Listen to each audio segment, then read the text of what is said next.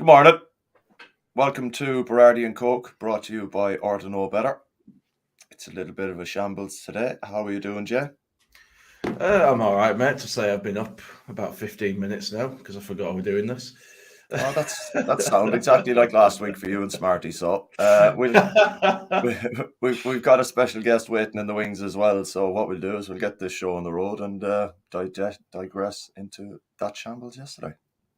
Hi, this is Don Matteo, and you are listening to the Or to Know Better podcast. Let's do this.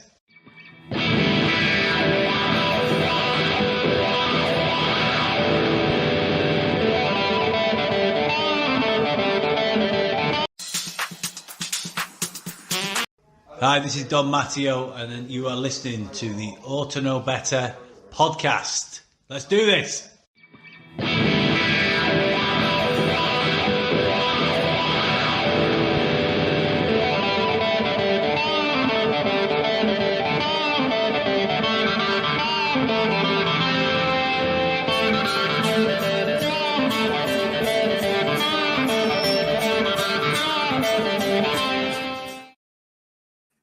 And every reason under the sun as to why I stay away from the technical shit. I thought that went well. Yeah, it did there for a second, yeah. Anyway, thanks for joining us this morning. We're going to get into what happened at White Hart Lane in a few minutes. But first of all, I'd like to just introduce our special guest for today, all the way from across the pond and then across a huge manlass. We have Hannah, all the way from LA. How you doing, man? I'm good. How are you? Can you hear me all right? Can hear you perfectly fine. Yeah. Thank you. Look, what we'll do is, Hannah, we know you're over here for now a bit of a holiday. So how's that going for you? We'll just see how you're doing first.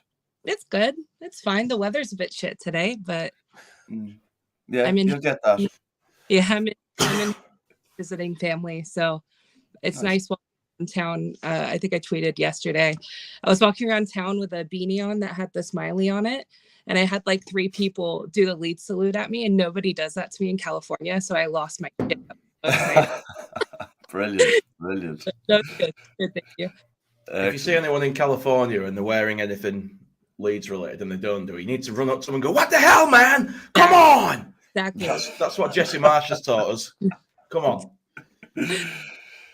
Speaking of Jesse Marsh yesterday, we'll get into where we are at the moment with him. First of all, I'd like to just state that I thought we played quite well in parts yesterday. I want to say one thing is that that's the first time that we've been on top all season, in my opinion, where we've taken the lead and actually deserved to take the lead, and we again couldn't hold on to it. Makes a nice change to take the lead, though, doesn't it? You think, oh, maybe something will be different today. We actually took the lead when we were like on top and pressing. Yeah. Even though we did take the lead early last week against Bournemouth, that didn't really feel like that was a bit out there, But what did you make of we'll just start with the opening half and just see what you thought, Jay. I was pretty pleased overall. You can't really complain, can you, when you're scoring goals against one of the big 6 and you're doing well and you're on top for a large portion of that half. But then obviously that goal went in where Meslier got completely cleaned out, and we all held our breath thinking, well, that's got to be ruled out. Even the commentators were saying that's a clear foul on Meslier. Yeah, and the commentators know. Well, hit us as well. So then it didn't even get looked at, did it? I think it might have got looked at briefly, but it definitely wasn't chalked off. You were touching on what the commentator said, and I wrote that down at the time, and I was like, the commentators just commented on another day that's chalked off. What's different about yesterday to any other day that it's not chalked off? But I that's ridiculous. Like, if a commentator is sitting there going, that should be chalked off, then that should, why is it different, Hannah? What in your opinion made the referee and VAR decide that wasn't a foul? Because it was Harry Kane that scored a goal. Yeah, see, I didn't think of that. Yeah, exactly. The England captain going into a World Cup, isn't it? Needs the confidence. No. And I mean, I it asked was the same question in a group chat with two mates who support other clubs and said the same thing because it's Harry Kane. yeah. And I mean, the foul on Melia was there, but Kane even did a shove before he got, like, as soon as the ball came in, before he even scored, he did. And Bamford, we had a goal that was disallowed however long ago when Bamford did something less than that and VAR went back. So just again, like we're talking about the inconsistency of VAR, it's so frustrating. The fact that they actually took the time to look at that and nothing happened. I don't understand. I don't understand what the logic is at this point. It makes you lose faith in the game, doesn't it? Like when things are so obvious and they're just allowed to just continue, nothing gets done, and you just think, well, what's the point then? Who's actually like making sure that the rules and the standards are actually upheld? Because the people on VAR certainly aren't. Yeah. I was looking across when they were showing replays of it, and I was looking across at the far side at the linesman, and he's looking in line with everything that's going on that's moving towards our goal. And he can see absolutely everything. It's like, why isn't he consulted regarding what's happened there? Because if he's the referee's assistant, well, logically he's there to also assist the referee in making decisions that, count towards goals or penalty kicks or something like that. And it's like, what's the point in having a linesman now at this stage? Because during the games, it frustrates me. It'll go out for a throw. The linesman will see it. He'll be 5 yards away. The referee will be 50 yards away. He'll look at the referee and he'll wait for the ref to put his hand up before he actually puts his flag up. Now, you're not assisting anybody there. You're standing there stealing a wage, in my opinion. So why aren't they being consulted when it comes to stuff like this? It is actually starting to annoy me now because VAR isn't doing it. You're not allowed to assist.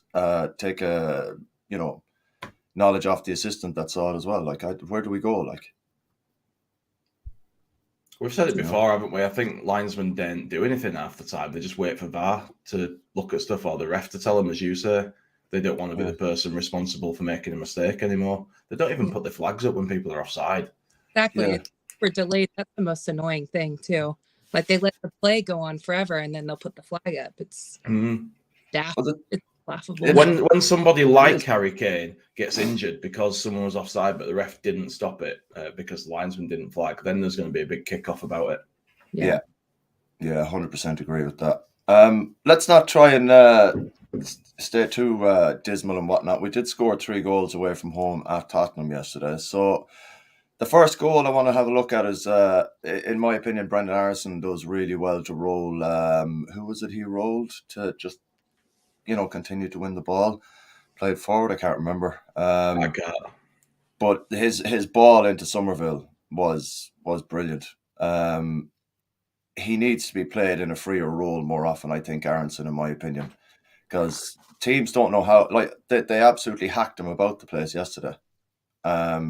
Which shows he's absolutely getting on the ball and doing what he's meant to. But that final ball for Somerville and that finish from Somerville is absolutely fantastic, in my opinion. Yep. Yeah.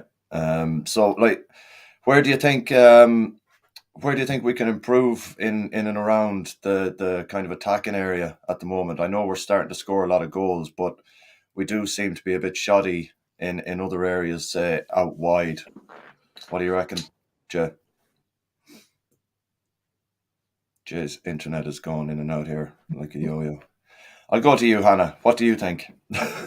No, I think out wide fair, especially with Harrison, I think he was hurt. He wasn't even on the bench yesterday, but he's gone.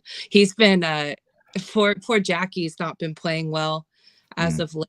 And then thankfully Adams and Aronson, I think, have been playing superb. So it helps in the middle, but I think we saw yesterday, even on defense, like Struijk was getting absolutely dismantled as Tottenham were going up their right side. So our wings are weak in both defense and I think even in midfield. And then I think who we have, when we play Rodrigo, Aronson, I think Willie's been great. There's strength up there, Adams, but it's the sides all the way down that are just not where they need to be. So I thought we held for a pretty long time and we were attacking well, but then there was like a 20-minute period that Tottenham were just absolutely going down the right side every single time, and it was just open, open, open. So I don't know. I thought the subs that were made yesterday were questionable, and some of them too late. And I just wish that there would be some more decision making by Marsh, I guess, when he starts seeing weakness happening or a team capitalizing on maybe an area that we're not performing well at that game. It might not be the same area every game, but I just think there needs to be a little bit more tactical decision making with the subs and stuff like that. Yeah, I think we'll get onto it a bit later on. I think going 5 at the back absolutely killed us yesterday.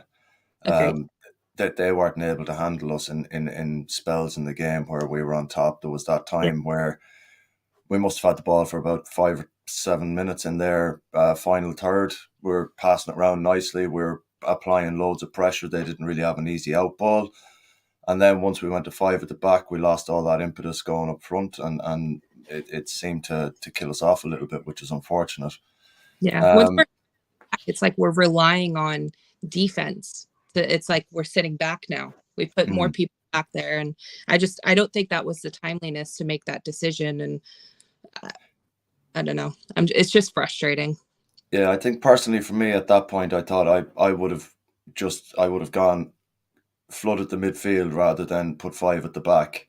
Yeah. Shore up the midfield where we're starting to slack a little bit. Bring on Geldhard and then start to plough forward more. Because they weren't pushing anyone forward as much as they would have normally done if they had Son in the team as well. Like, because they didn't have necessarily the same kind of intensity with their out ball, I found, when they went forward, because Son wasn't there. But I feel like we probably, in my opinion, I think the way we were playing at the time, we should have gone 3 at the back, 5 in midfield, and just kept hammering at them. Just kept and left, say, I don't know, Adams, if you needed to replace Rock. I don't think you did. I think if you go to a 3 at the back, you're sitting with Rocket just in front. Yeah. So you're essentially, you can go to a 4 at the back if needs be. And I think if we'd have done something similar to that, I think we'd have absolutely annihilated them with the final 20 minutes to go, because again, like I said, I think 5 at the back absolutely demolished us. Yeah, I don't think Rocket should have come off. Ailing, I mean, he had a really unfortunate deflection right toward the end, and that probably kills your mental. But I think giving Joffrey a minute to play a travesty. He keeps doing that. 5 minutes left, and he brings him on. What's he supposed to do? Yeah. It takes you 5 minutes to settle into a game. Totally. It's fresh legs, and I just don't understand why he's waiting so long to bring him on. He did the same stuff with Willie, and then Willie was able to prove himself. So he, of course, got more time off at the half yesterday. But some strange decisions yesterday. Yeah. I seem to have Gilly's internet today, by the way, for some reason. But you might want to give that back to him because it's terrible. Do you know, I normally move the router when I'm on here because I'm upstairs in the furthest bedroom, but it's in use downstairs, plugged into the TV, so I can't move it.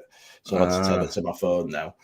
But the subs. Marsh has gotten right recently for me, and then he goes and does that against Spurs. And it's as if he almost doesn't know how to play against those teams, because why are you sort of going out there when you're on top? And all right, they pegged us back. It was disappointing, but we were in that game. They weren't better than us. There were never a point where I felt we were in real trouble of getting turned over in that game until they made those changes and went 5 at the back. It was just bizarre, and it killed us. It absolutely killed us. It took all the impetus out of us. Yeah, we were just sat back then inviting pressure. And when you've got decent players like that allowed to come at you, you're going to concede. Yeah. You need to take it to those teams. That's when we play our best football, when we're attacking those teams and exploiting the space that they leave when they're playing their game, not sitting back. No, that's what we did the last 2 games. We didn't sit back against in the last 2 that we've won. But I don't understand why all of a sudden we're making a decision where we put 5 in the back when I don't get it.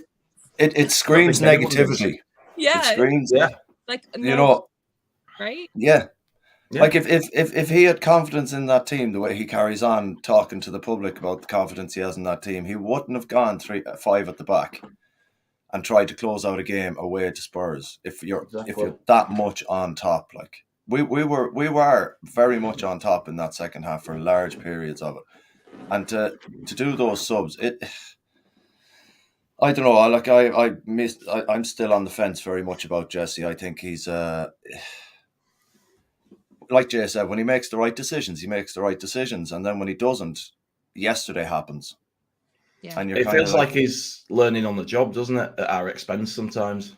yeah. And I don't think that's a cost-effective way to stay in the Premier League. Like, you know what I mean? I think, Jesus, you're really pushing the boat out there. Like, you know, Yeah, how many um, games are we prepared to lose with a guy that's still sort of finding his feet at this level? yeah. I mean, I know he's managed in Austria and Germany, but it's not the same, is it? It's It's not. different. It's a different level. It's a different pace. Everything about it is completely different. Like, you know, that obviously the standard of football is going to be the same across all the leagues, but the pace and the players that are in this league are of a higher quality, and you can't just wander around thinking, right, I can do that sub and get away with it at Tottenham, you know, and you're like, Mm. I'm sorry, like that's not how it works for me. Like, No, it's not the same because in both those leagues, you only get sort of one or two teams that could cause you mm, any trouble. Whereas in the Premier League, every team can cause you trouble. Every team's dangerous on the day. yeah, Everyone's got good players now. Every team's got a handful at least of sort of internationals. You know, it's not like you're playing crap teams every week like you do in some of these crappy leagues like bloody Austria and Germany. But yeah. I What the feel like hell? there's good signs there, but there's also bad signs, and it's like, is there enough good to outweigh the bad? Mm, And at the moment, it's about 50-50. I think the one good thing though is I think the relationship that he has with the players is still really strong. Like I mm. think Yeah. really Oh, really for like God's sake. when we beat what is it? Cat? I've been invaded. Oh, oh God, that is a massive cat. That's hilarious. It's Rollins is huge. Child.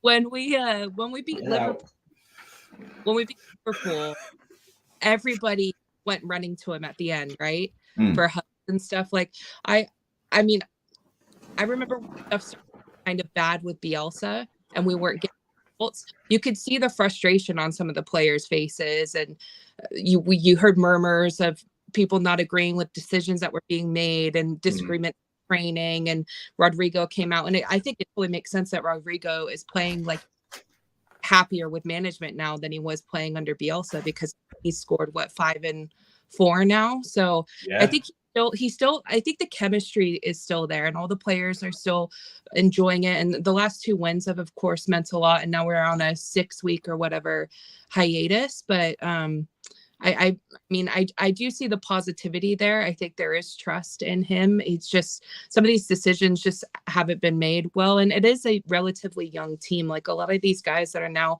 starting to play more, like Somerville, Mm. Greenwood, Willie, that I mean, it's new. They're newer players to the organization. So, you know, I made a jokey tweet yesterday about when Somerville scored, Rads will be getting his "Who needs a striker" tweet ready. But honestly, I could see that happening if he carries on scoring goals. I mean, he's yeah. too busy. Rodrigo's scoring, but people still want him dropped, and Somerville's scoring. But yeah, we still need a striker. You can't argue it. Strike. And I hope we don't get shafted by the board in January. Well, we've already paid for a striker that we're not allowed to have on our books anymore. So if they use that excuse, then they can go and get fucked. We were Um, assured that that wouldn't affect transfer plans. yeah, well, that was 2 years ago. Yeah. So we'll just try and pick apart a few positives about the second half. I thought, is it Ben Cor Ben Cancor, or is it Bentacore. Ben Cancor, or whatever his name is? When he was on a Bentacore. yellow, Come on, I Carl. terrible with names, Hannah. Don't worry about it. It's fine. It happens to me all the time. Uh, yeah, I thought when he got his yellow card for hacking down Aronson, I Mm. genuinely thought we should have been in Yeah. his Oh, ear 100%. non-stop, absolutely winding him up. getting the better of him mentally rather than he was getting away with everything yesterday. And I don't understand how he got to the 56th minute without getting a booking. I know. And then Davis as well, absolutely hacking down poor old Willie Nonto, and still nothing. Like, there was a few incidences yesterday where I thought when we were very much on top, Spurs were losing their head, and they were flying into tackles. Who's their centre back? Was it Ben Davis? Was it? He's one of the defenders. I can't remember if he's a centre back or a full back now. I don't know, but he was absolutely kicking the living shit out of a few of our players at one point, and I thought, like, where's the card coming from? What's the story there? I thought Adams yesterday. Look, I've been critical of Adams in the sense that I think his passing needs an awful lot of work. Yeah, but his work rate is absolutely phenomenal. There's no getting away from it. Like, no, I'm not knocking that at all. I just, like, sometimes when he I've said it previously where he'll work so hard to win the ball back, and then he'll do a no-look pass into space and nobody's there, and they turn the ball over again, That would be my only criticism of him. But his work rate and energy, I've not seen that for a long time. Like, the last person I saw with something like that would have close to that kind of energy getting forward and winning balls back would have been Lee Bowyer, in my opinion, in that team. Like, and I think if he can carry on doing that and work on his passing, I think he's going to be a really, really good player. Like, there's already talk of Scum looking at buying him and they can fuck off. But there was these rumours going around a couple of weeks ago, So if these rumours are going around, they're obviously starting from somewhere. So we need to kind of tie these players down. Like, Rasmus, when we do get the ball out wide, if he gets in good positions, but tends to come back rather than cross it in. Yeah. I think he needs to just start hammering that ball in and work on those throw-ins, man. Jesus Christ. How did he get away with some of them yesterday? Even the Spurs players were calling it at one point. But overall, I think the second half, apart from going 5 at the back, I thought we were really, really good. Do you think it was the right move to take Willie off? He looked like he'd got a few knocks, man. I'm not going to lie. He did get... Pardon? He was playing some nice little balls, though, wasn't he? Like the one for Rod that ended up on and stuff. Yeah. Like, it's got something special. Yeah, I don't think he was taken off for any tactical reasons. I think it might have been. Oh no, they said the sub was tactical. Really? Oh, I thought he was. Yeah, I thought he was getting kicked about the place too much. To be fair, like, he got a fair check. It were Adam Pope or Phil Hay, I'm sure it was, said that it were a tactical sub. Well, if that's a tactical sub, then is what I'm afraid we're going to have to go back to talking about Jesse about learning in the Premier on the job. Like, exactly. I felt a bit. I've been kind of blaming, Jesse for a bit of my bipolar lately. Like, you know what I mean. But I've got the same about Rodrigo at the moment. I put a note down here. Spurs battering us on 31 minutes. Rod has done nothing. Then he scored. So that's where that comes into play. So I'm just the emotions are all over the place watching Leeds at the minute. Like, absolutely all over the place. I'd love some consistency in the way we play and how we approach games and tactics and stuff like that. Have you got any kind of anything that you'd maybe like to say in relation to, I don't know, what we can do in January to improve the team? We've got 6 weeks off now, like, so do we look to get a striker and a left back in as well as a centre back? I think we're someone mentioned it in the comments there. We're one defender away from actually having a good back line. Yeah, I think left back. Yeah. I want a striker that's wants to get the ball in the back of the net as much as Jay's cat wants to get on his deck. He's a nightmare. Yeah. No, I think a left back is necessary. I think if we can have another solid defender, would be great to tighten that up. And I don't know. I feel like Jack Harrison goes through these waves. He's like in playing like shit right now. And I know it's a big confidence thing. I feel like I can tell when he's not going to have a good game because he just looks at his feet. Like, every time he gets the ball, he just looks down. It'll just kind of like pass it off. And when he's like in the zone and he's going to have a really good game, his head's up and he's knows exactly what he wants to do. He's just in a funk right now. So yeah. Do It's you frustrating. think He's got so much ability. totally. Yeah, he's Mm. bro when he's on. He just, I don't know. I don't know. Maybe it's something that can happen off the field. Like he needs some more encouragement or something like that.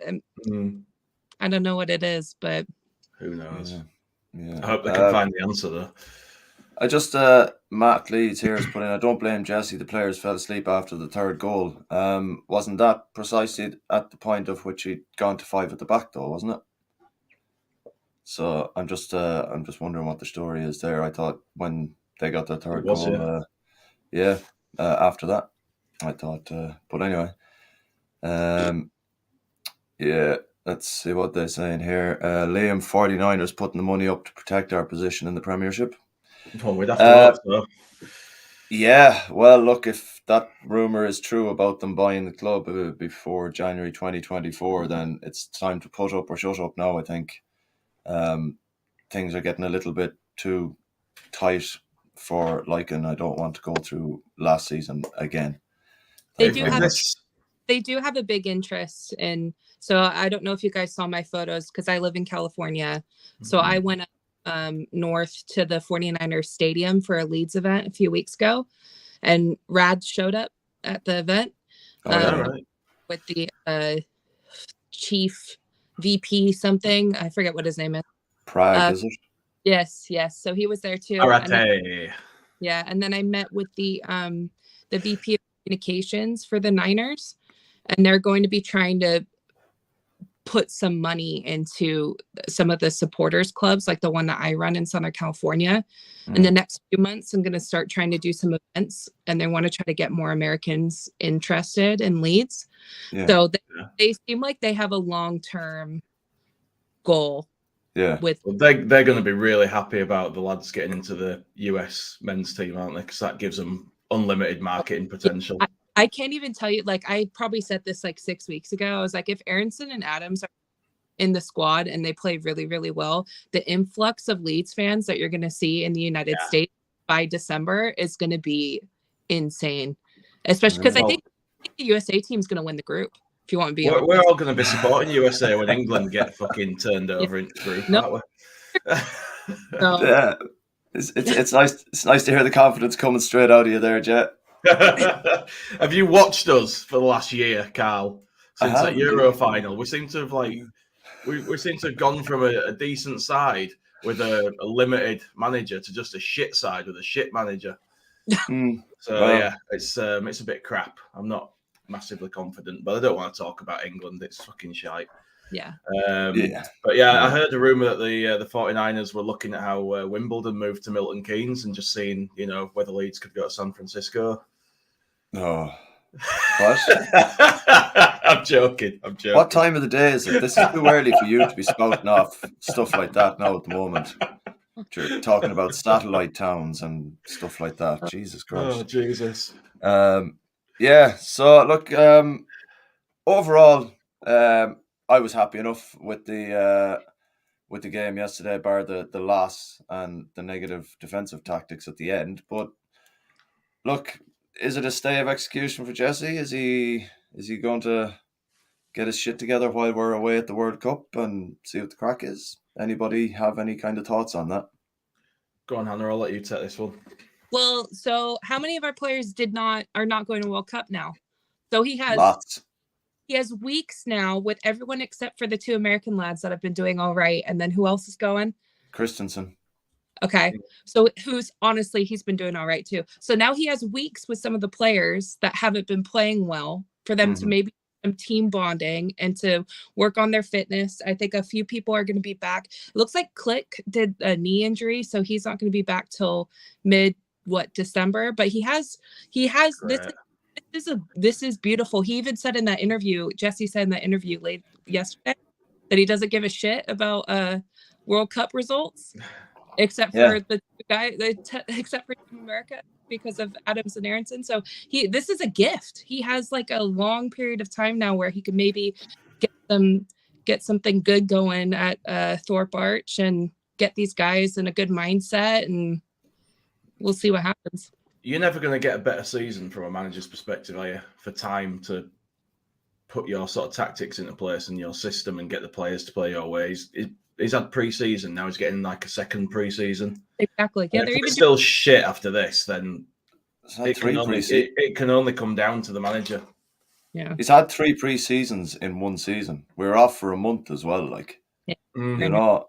So I think if they like, I don't know. I think the board might be too proud to pull the trigger and fire him, but we'll have to wait and see. I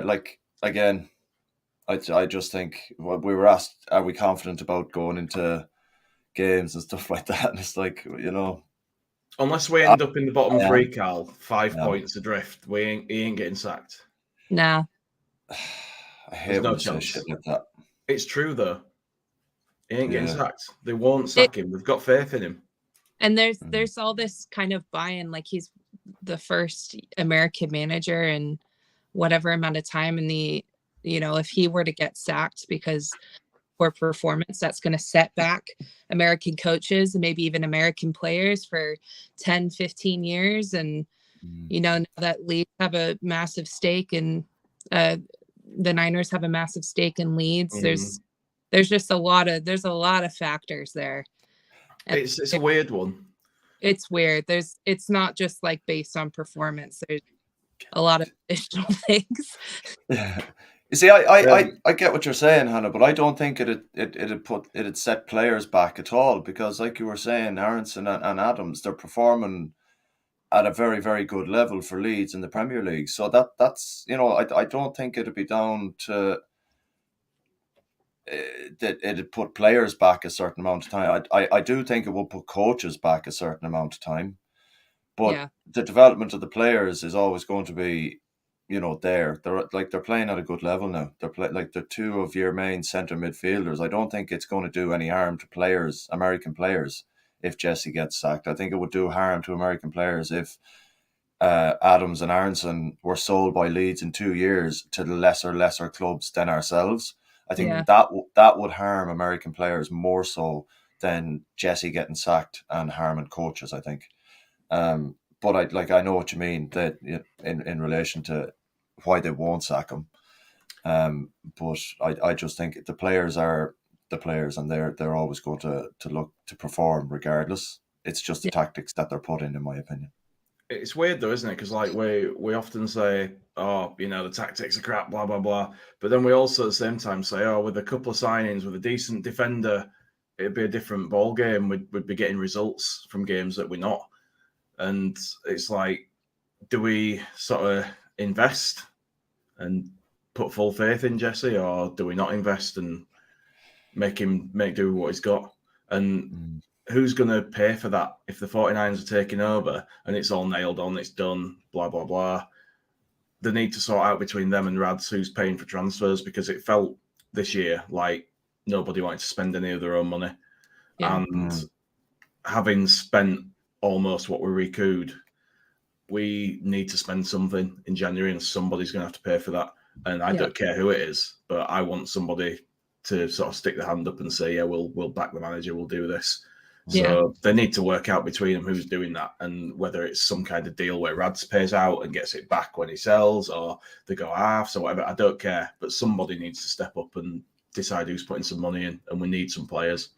Because we're at a point that we were at last season too. Like the first season that we came up, we had a decent squad for just coming up, and the money we spent and whatever. We're 1 or 2 big player injuries away from like we could never win a game again this season.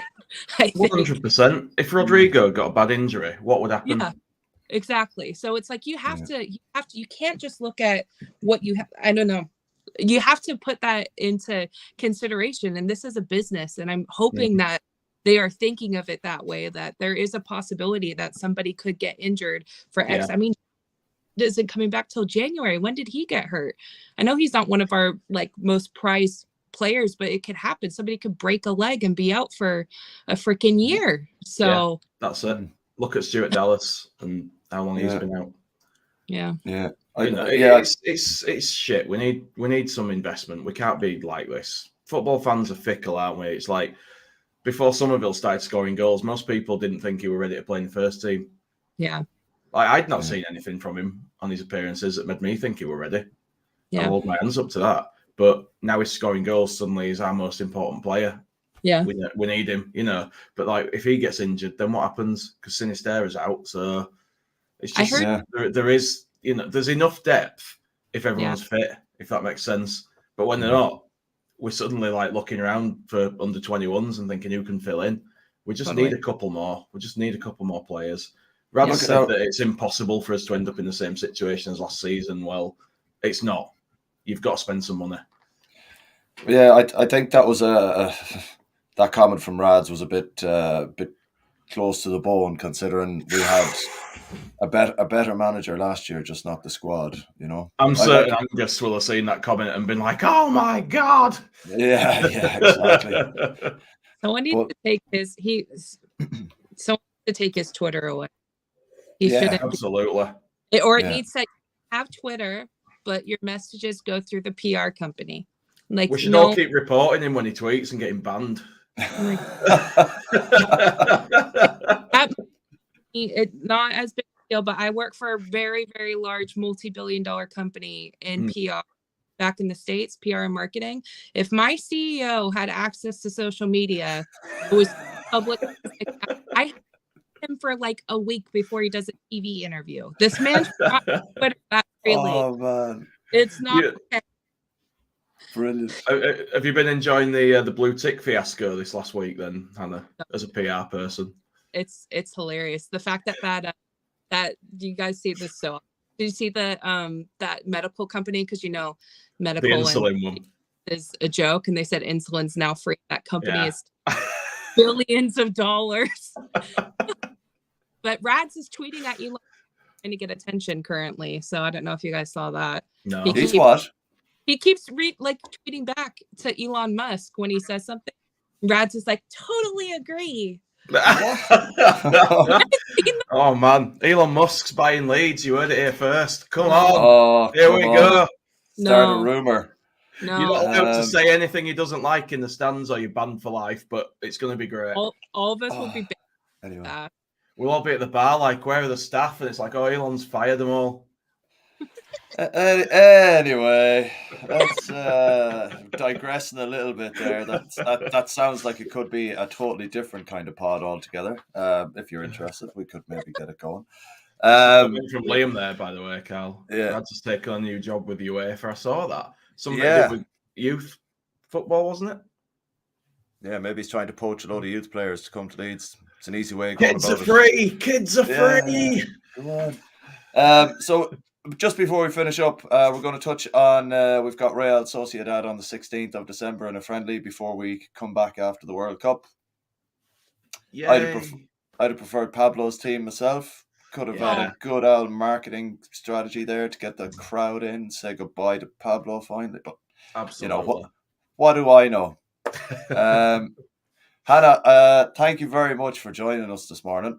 I know you've had a hectic few days so far. How long are you over for? I leave the 20th. I'm going to Edinburgh on Tuesday though. Okay. So expect drunk tweets for the next week from me. Oh, sound, yeah. So more drunk tweets. Okay, sound. Look, Jay, thanks for getting up, and your cat is looking fabulous there. He's there for moral support. He's there for moral support. Yeah. Is that because it's Sunday morning and we're up way too early discussing how yesterday was a shit show for Leeds? Is that pretty much? Yeah, pretty much. Excellent. Well, look, thanks for joining us, Hannah. It's great to see you again, and at a reasonable hour, and not on your work break and 4 a.m. Yeah. Jay, as always, thanks a million for coming along, and we'll catch you again next week, folks. Adios. Take care.